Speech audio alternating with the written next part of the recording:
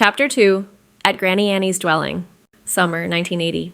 When her parents weren't home, a 6-year-old blonde girl, Emily, sometimes stayed with her father's mother, Annabelle Smith, known to everyone simply as Anna or Annie.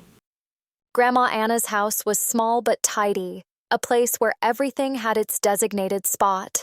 It wasn't what anyone would call spacious, just a living room, a kitchen, and a narrow hallway. Some might have imagined the inhabitants were peculiar creatures who never slept, but the truth was far less mysterious. The house was built when money was tight, and every inch was used as practically as possible. That summer, the days stretched long and golden, while the nights were thick with heat, clinging to the skin like an invisible blanket. On one particularly sweltering evening, the little blonde found herself sharing a narrow single bed crammed into the kitchen. Her grandmother pressed snugly against her. It was unbearable. The granddaughter shifted restlessly, trying to reclaim some space, but the old woman remained unmoved, a solid wall of warmth.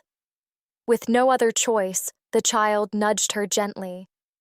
"Grandma, please move away a little bit. You're too close." Slows? "Close." Nose? What nose? I said, "Close." Pros? No. Move away. Give away? No. I said, "You're too close." Toes? No. I'm only trying to explain that you are lying far too close to me in this tiny bed, Granny Annie. Oh, okay, Emma. I will move further away a little bit. Thank you, Granny. And yet, please do not snore. Anna's eyes snapped open for a moment. Dinosaur? Candy store? What nonsense are you talking now? Do not snore. Snore? Who snores? Certainly not me, Anna huffed, rolling over. She wasn't being cheeky. Jolted from sleep, her half-dreaming mind was simply grasping at words, lost somewhere between wakefulness and slumber. Emma smothered a grin as she settled back down.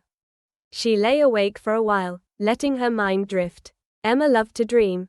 Soon, her family would be moving to a bigger house, one still under construction just a few blocks away. It would be near the lake. She imagined waking to the sound of water lapping against the shore, having more space for everyone. But even more exciting was what the weekend would bring. Billy and Tilly were coming. The news had sent a thrill through her. William, better known as Billy, was her age, while his sister, Ottilia or Tilly, was a year older. Both had straight blonde hair and striking blue-gray eyes, inherited from their mother, Heather, also called as Hezzy.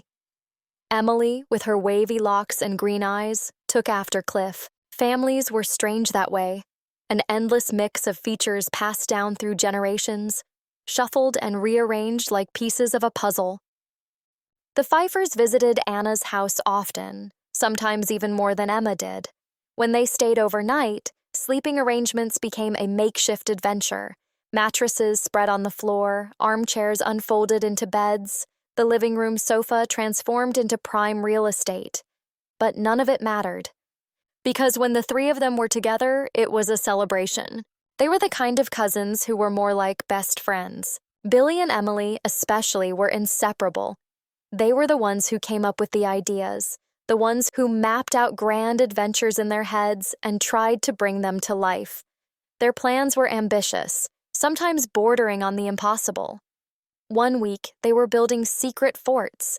The next, they were devising ways to save the world. Emma's mind whirled with possibilities for the coming weekend. Whatever they did, one thing was certain. It was going to be amazing.